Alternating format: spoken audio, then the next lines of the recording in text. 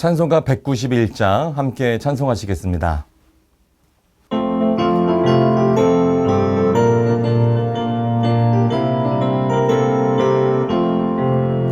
내가 매일 기쁘게 순례에게 내담은 주의 팔이 나를 안보함이요 내가 주의 큰 복을 받는 참된 비결은 주의 영이 함께함이라 성령이 계시네 할렐루야 함께하시네 좋은 길을 걸으며 앞날 기뻐하는 것 주의 영이 함께함이라 전에 죄에 빠져서 평안함이 없을 때 예수 십자가의 공로를 입어 그걸 아래 엎드려 참된 평안을 주의 영이 함께함이라 성령이 계시네 할렐루야 함께하시네 좁은 길을 걸으며 밤낮 기뻐하는 것 주의 영이 함께함이라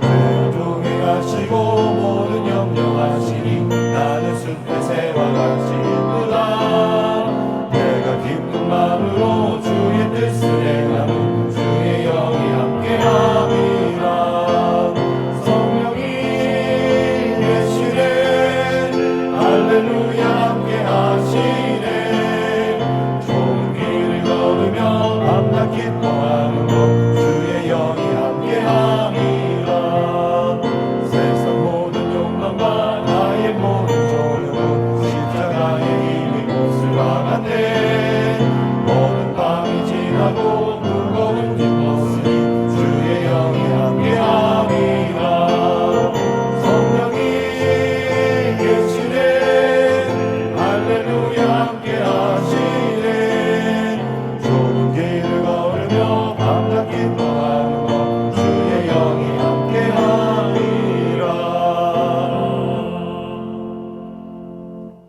함께 기도하시겠습니다. 하나님 아버지, 이 새벽에 기도의 자리에 나오게 해주셔서 감사드립니다.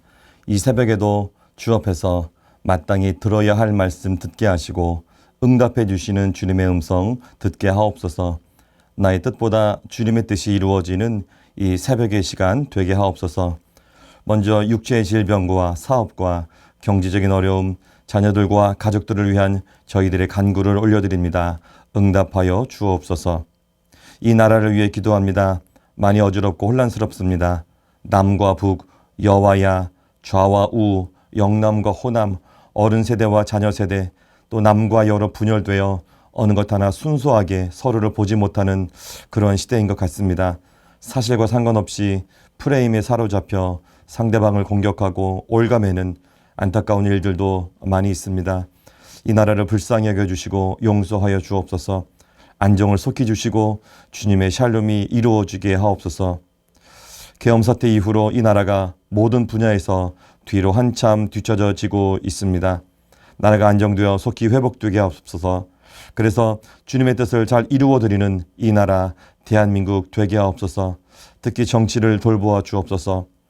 많이 배우고 똑똑하다고 하는 분들이 정치를 하고 있는데 너무나도 안타깝습니다. 주님, 이 나라의 통치자들에게 하나님을 두려워하며 진실하며 불의한 이익을 미워하는 마음을 주옵소서. 눈앞에 공천권 같은 자신의 이익을 위해서 정치하지 않고 백성을 위해서 함께 울고 함께 웃는 정치를 하게 하옵소서. 특히 이 정치가들, 리더들이 권력 가까이에 붙어있는 무속과 우상 숭배에 빠지지 않고 공의와 정의로 이 나라를 잘 이끌어갈 수 있도록 함께 하옵소서.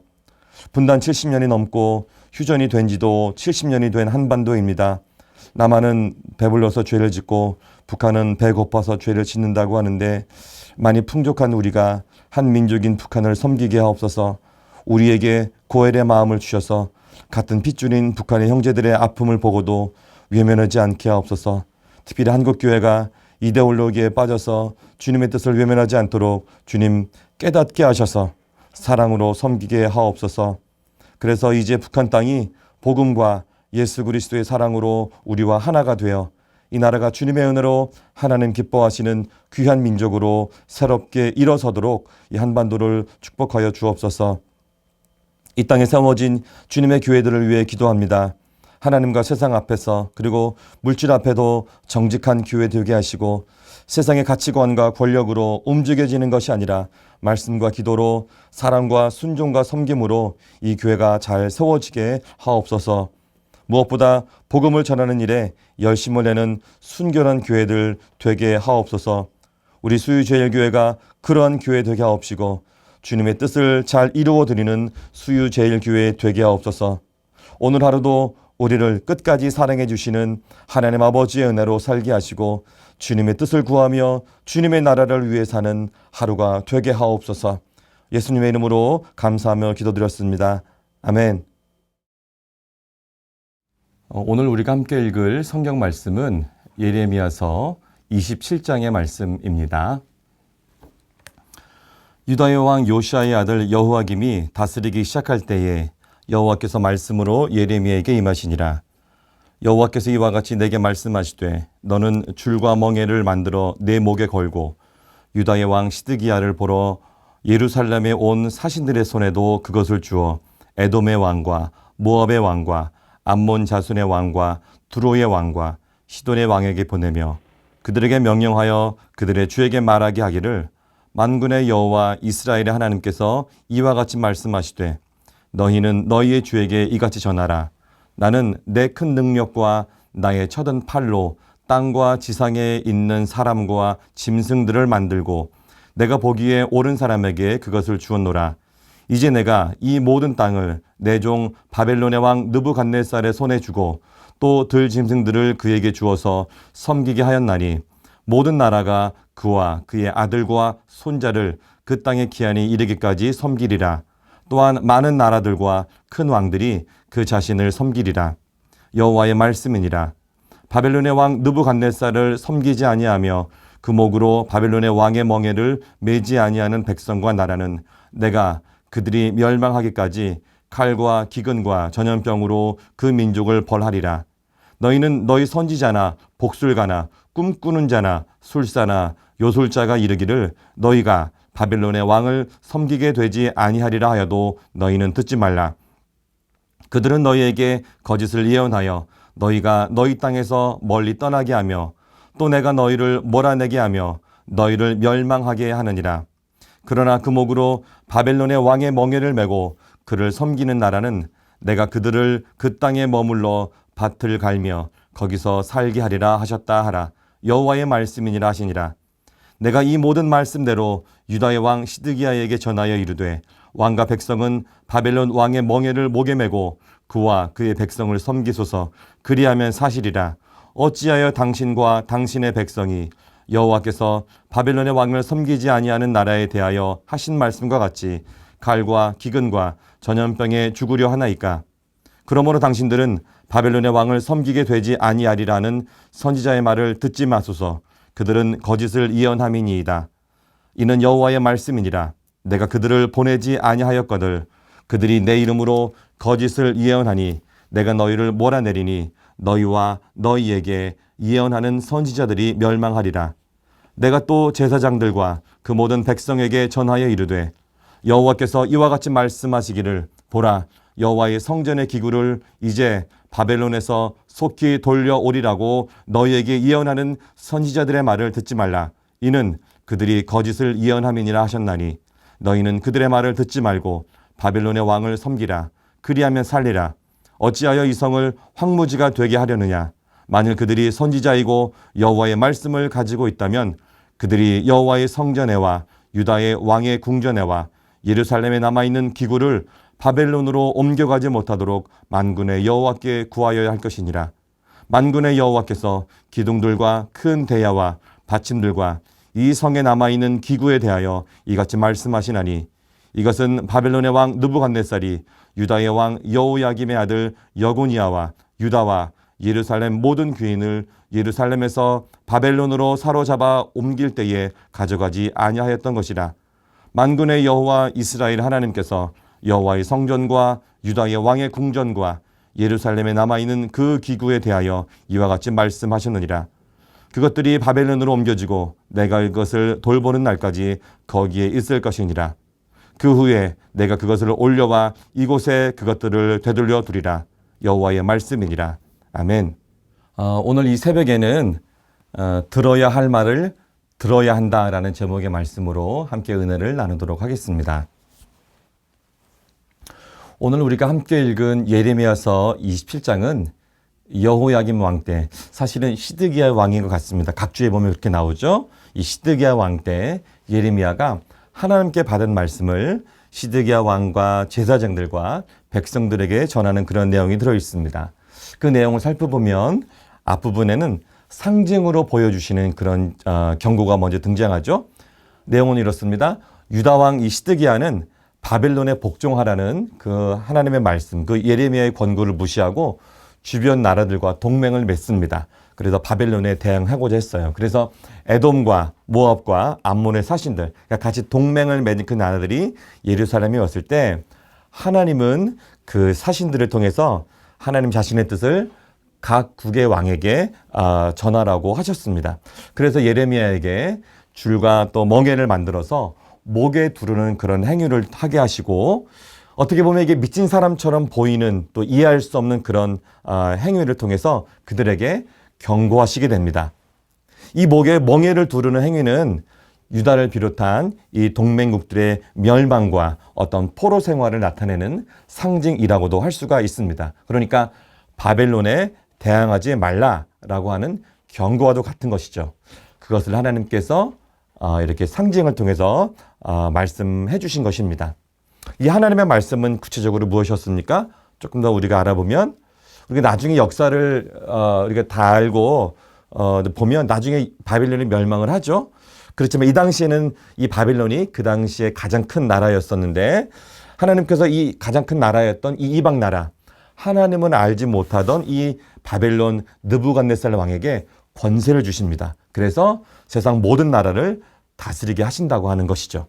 말씀 우리 5절에서 7절의 말씀을 읽어보겠습니다. 나는 내 큰 능력과 나의 쳐든 팔로 땅과 지상에 있는 사람과 짐승들을 만들고 내가 보기에 옳은 사람에게 그것을 주었노라. 이제 내가 이 모든 땅을 내 종 바벨론의 왕 느부갓네살의 손에 주고 또 들 짐승들을 그에게 주어서 섬기게 하였나니 모든 나라가 그와 그의 아들과 손자를 그 땅의 기한에 이르기까지 섬기리라. 또한 많은 나라들과 큰 왕들이 그 자신을 섬기리라. 그 당시에 아주 잠깐이었겠지만 하나님은 이방 왕 느부갓네살에게 요즘 표현으로 하면 아주 진심으로 대하셨던 것 같습니다. 5절의 말씀에 보면 이렇게 말씀하시죠.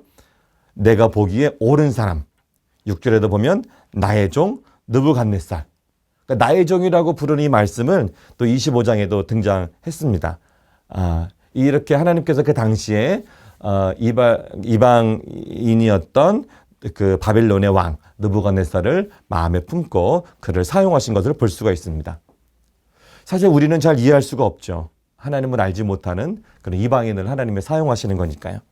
그러나 하나님은 자신을 위해서 때때로 필요에 따라서 자신을 잘 알지도 못하는 이방의 그런 무지한 왕도 종으로 사용하시는 것을 볼 수가 있습니다.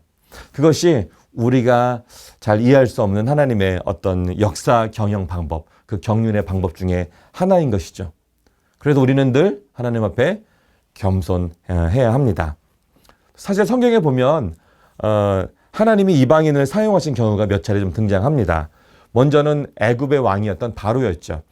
이스라엘 백성들이 탈출할 때 하나님이 이 바로의 마음을 완악하게 하십니다. 이 바로가 스스로 완악하게 되었다, 또는 하나님이 완악하게 하셨다, 이런 말씀들이 한 20번 정도 나오는데, 하나님께서 하나님의 뜻을 이루기 위해서, 하나님께서 계획해 놓으신 하나님의 뜻을 위해서 이 애굽의 왕 바로의 마음을 완악하게 하신 것을 우리가 볼 수 있죠. 또 유다 백성 그 포로기 또 말기에는 나중에 이제 페르시아라고 하는 나라가 등장하는데, 이 나라에 고레스라고 하는 왕을 하나님 자신의 종으로 삼아서 이스라엘 백성들에게 은혜를 베풀죠. 돌아가게 하고 또 성전 건축까지 하게 하는 그런 모습을 보게 됩니다. 역대하서 36장 22절에서 23절의 말씀 제가 잠깐 보겠습니다. 바사의 고레스 왕 원년에 여호와께서 예레미야의 입으로 하신 말씀을 이루시려고 여호와께서 바사의 고레스 왕의 마음을 감동시키심에 그가 온 나라에 공포도 하고 조서도 내려 이르되 바사 왕 고레스가 이같이 말하노니 하늘의 신 여호와께서 세상 만국을 내게 주셨고 나에게 명령하여 유다 예루살렘에 성전을 건축하라 하셨나니 너희 중에 그의 백성 된 자는 다 올라갈지어다. 너희 하나님 여호와께서 함께 하시기를 원하노라 하셨더라.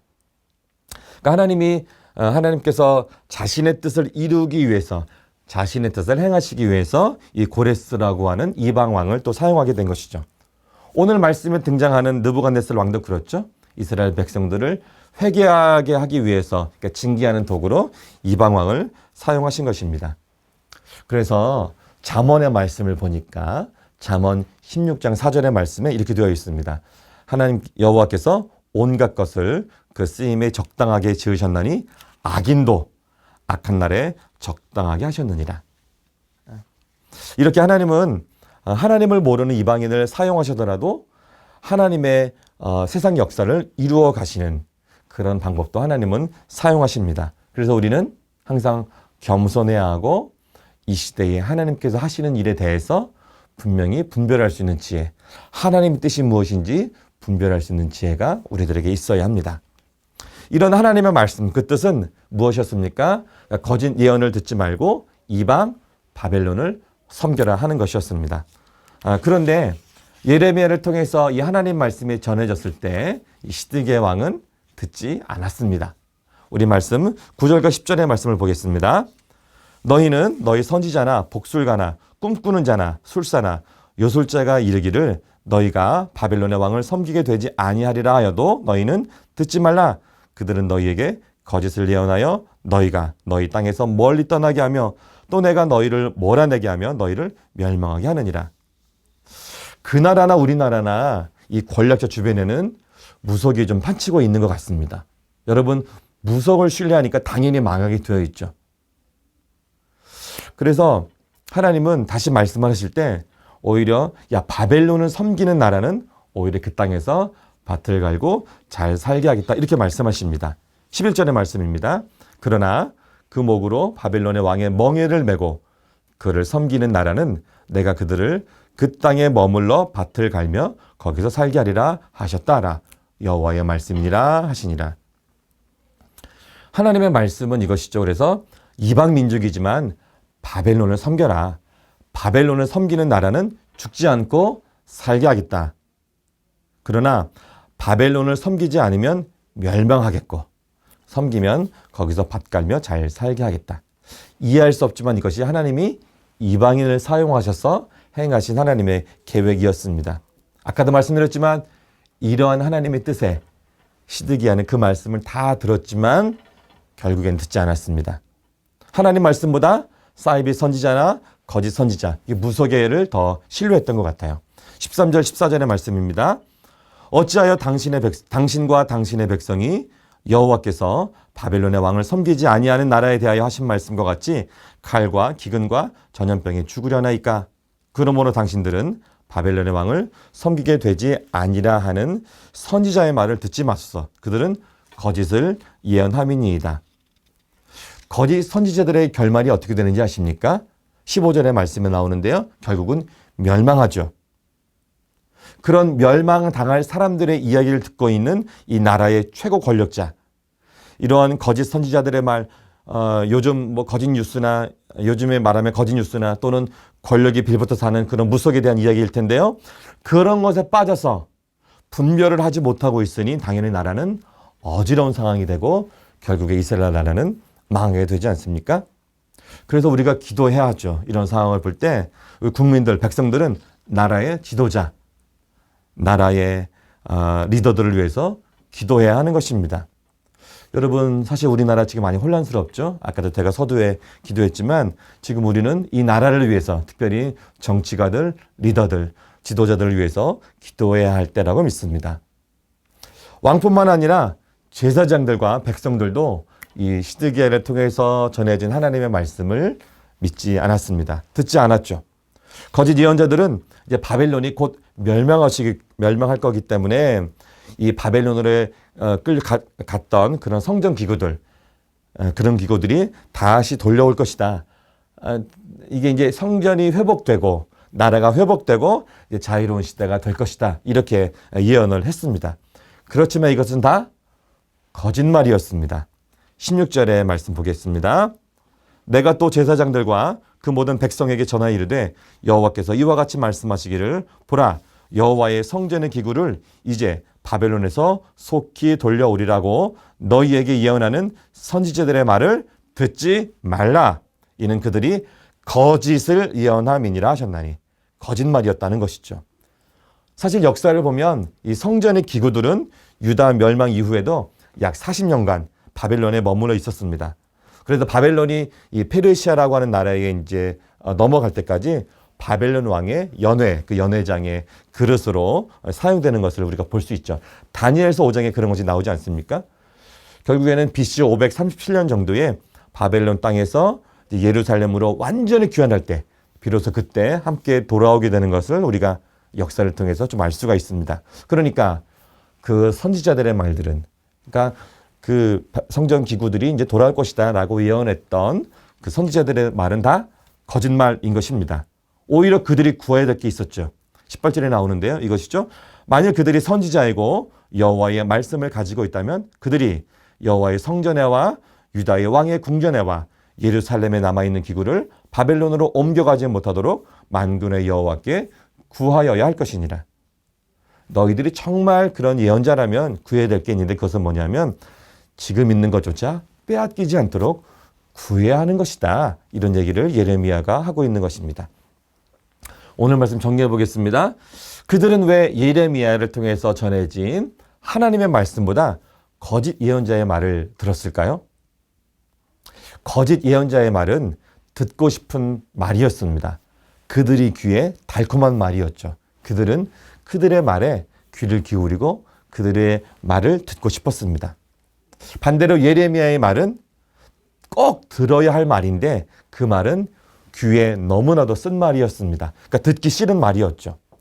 그것이 그렇게 듣고 싶은 말이었으니까 그 거짓 선지자의 말을 들었고 듣고 싶지 않았으니까 꼭 들어야 할 말임에도 예레미야의 말을 듣지 않은 것입니다. 여러분 우리는 어떻습니까? 집안에서 또는 회사에서 교회에서 부모로서 자녀로서 직급자로서 또는 직분자로서 들어야 할 말을 듣지 않고 내가 정해놓은 듣고 싶은 말만 그런 듣고 있지는 않습니까? 우리가 우리의 모습을 좀 돌아보아야 합니다. 여러분 기도할 때는 어떻습니까? 내가 원하는 기도 제목의 기도 응답을 딱 정해놓고 주님이 그렇게 기도 응답해 주시기를 기다리고 있지 않습니까? 우리들의 기도를 잘 돌아볼 수 있기를 원합니다. 또 성경에 보면 이렇게 들어야 할 말을 듣고 또 듣지 말아야 할 말을 듣는 그런 예들이 몇 가지가 나옵니다. 먼저는 다윗 왕이죠. 다윗은 자신의 충실한 부하였던 우리아의 아내 밧세바를 범하는 그런 죄를 저지르죠. 나중에 임신을 했습니다. 그리고 그 사실을 알고 우리아를 전쟁터에 내보내서 가장 심한 전투가 있는 곳에 보내서 죽게 하죠. 이 홀로 과부가 된 이 밧세바를 이 다윗 왕이 자신의 아내로 이렇게 취하죠. 사람들은 그 과정을 모르기 때문에 그 과부를 취하는 왕의 행동에 대해서 박수를 쳤을지도 모릅니다. 그러나 하나님은 다 알고 계시죠. 나단 선지자를 통해서 크게 꾸짖습니다. 그럴 때 그 꾸짖음 받았을 때 다윗은 자기 신은 왕이고 이 나단 선지자가 이야기했을 때 왕으로서 그걸 거절하고 아니라고 얘기하고 자신의 권력으로 그것을 물리칠 수 있었음에도 불구하고 그 말씀에 순종하고 곧바로 회개하죠. 자신의 죄악을 주님께 토로합니다. 이것이 바로 다윗의 위대한 일 아니겠습니까? 그래서 메시아의 조상이 되는 그런 축복도 누리죠. 또 반대로 이스라엘의 4대 왕은 르호보암이었습니다. 르호보암이 왕이 되었을 때 전임 왕, 아버지였던 솔로몬이 20년 동안 성전도 짓고 왕궁도 짓는, 그래서 백성들이 20년 동안 고역에 시달리며 살았습니다. 그래서 이 르호보암이 왕이 되었을 때 백성들이 부탁을 합니다. 이제 이 고된 멍에를 좀 가볍게 해달라고 요청을 하죠. 그래서 왕이 전임 왕부터 함께 있었던 그런 신하들, 오래된 신하들에게 물어보기도 하고 자신과 함께 자랐던 그런 자신의 친구들에게 물어봅니다. 노인들은 대신들은 그 백성들의 말을 잘 들어주면 백성들이 왕을 잘 섬길 것이라고 이야기하죠. 그런데 젊은 사람들, 이 왕과 함께 지냈던, 자라왔던 젊은 사람들은 그렇게 얘기하지 않습니다. 오히려 더 심하게 다루어야 한다, 이렇게 얘기하죠. 그때 르호보암 왕이 선택한 것은 이 어른들의 말씀을 듣는 것이 아니라 자신과 함께 생활했던 젊은 친구들의 이야기를 들었다고 하는 것이죠. 그래서 나라가 이후에 남과 북으로 나뉘어지는 분열의 역사를 경험하게 됩니다. 오늘 말씀을 좀 마무리해 보도록 하겠습니다. 우리는 이 세상을 살면서 수없이 많은 말들을 하고 또 듣고 그렇게 삽니다. 그냥 지나가는 말들도 우리가 듣습니다. 그러나 우리가 들어야 할 말, 또 듣지 말아야 할 말을 선택해야 하는 때를 우리가 또 맞이하게 됩니다. 집안에서, 회사에서, 교회에서, 부모로서, 자녀로서, 직급자로서 또는 직분자로서 우리가 듣는 태도는 어떠한가 확인해야 하는 것이죠. 우리에게는 기준을 따르는 태도가 필요합니다. 균형 있는 태도가 필요한 것이죠. 이 균형 있는 태도는 지도자에게만 단지 필요한 것이 아닙니다. 우리에게도 반드시 필요한 것이죠. 특별히 우리 그리스도인들에게는 기준이 있습니다. 하나님의 말씀, 성경이라고 하는 기준이 있죠. 이 기준에 따라서 우리가 균형을 잡아가야 합니다. 사실 그래서 말씀을 늘 가까이 친숙하게 해야 하는 것이죠. 그 말씀이라는 거울 앞에서 나의 모습을 비춰보고 늘 겸손하게 살아야 합니다. 옳지 않은 것, 비뚤어진 것, 묻은 것 있으면 거울 앞에서 다 떨어내고 닦아내고 정리해야 하고, 흐트러진 거 있으면 옷 매무새를 바르게 해야 하지 않겠습니까? 옷을 입고 거울 앞에 섰을 때 그 옷이 지저분한 것이 보이면 아무리 좋은 옷, 나에게 익숙한 그 옷이 있더라도 벗어서 빨아야 하는 것입니다. 그래서 우리의 기도는 무엇입니까? 이 새벽에 이렇게 기도했으면 좋겠습니다. 하나님 아버지, 올해 2025년에는 지혜와 계시의 영을 주셔서 말씀의 거울 앞에서 나의 모습을 올바로 보게 하옵소서. 분별의 영을 주셔서 듣고 싶은 말을 듣는 것이 아니라 마땅히 들어야 할 말을 듣고 말씀의 기준에 맞게 행동하게 하옵소서. 또 이 세상을 다스리시는 하나님의 그 경륜, 그 때, 그것을 이해할 수 없을 때라도 그 뜻에 적극적으로 순종하게 하옵소서. 또 이렇게 기도하면 좋겠습니다. 하나님, 지금 이 시대에 하나님께서 하시는 일은 무엇입니까? 그 일을 알게 하옵소서. 그 일에 나를 사용하여 주옵소서. 이러한 기도로 올 한 해 승리하는 모든 성도님들 되시기를 예수님의 이름으로 축복합니다. 우리 함께 기도하겠습니다. 하나님 아버지, 이 세상에 수없이 많은 말들이 오가지만 특별히 나의 귀는 듣고 싶은 말을 듣는 것이 아니라 마땅히 들어야 할 말을 듣게 하시고 특별히 말씀의 기준에 따라 행하게 하옵소서. 우리에게 지혜와 계시의 영, 분별의 영을 주셔서 말씀의 거울 앞에서 저의 모습을 바라보게 하시고 이 세상을 다스리시는 하나님의 그 경륜, 그 큰 뜻을 나의 짧은 지혜로 이해할 수 없을 때라도 그 뜻에 적극적으로 순종하게 하옵소서. 하나님께서 이 세상 가운데 하시는 일을 발견하여 그 일에 쓰임받는 저희가 다 되게 하옵소서. 우리가 기도할 때에도 내 뜻에 맞는 응답을 구하는 것이 아니라 주께서 응답하여 주시는 마땅히 들어야 할 말씀을 듣고 순종하게 하옵소서. 이제는 주님께서 가르쳐 주신 기도를 함께 드리오니 하늘에 계신 우리 아버지, 아버지의 이름을 거룩하게 하시며 아버지의 나라가 오게 하시며 아버지의 뜻이 하늘에서와 같이 땅에서도 이루어지게 하소서. 오늘 우리에게 일용할 양식을 주시고 우리가 우리에게 잘못한 사람을 용서하여 준 것 같이 우리 죄를 용서하여 주시고 우리를 시험에 빠지지 않게 하시고 악에서 구하소서. 나라와 권능과 영광이 영원히 아버지의 것입니다. 아멘.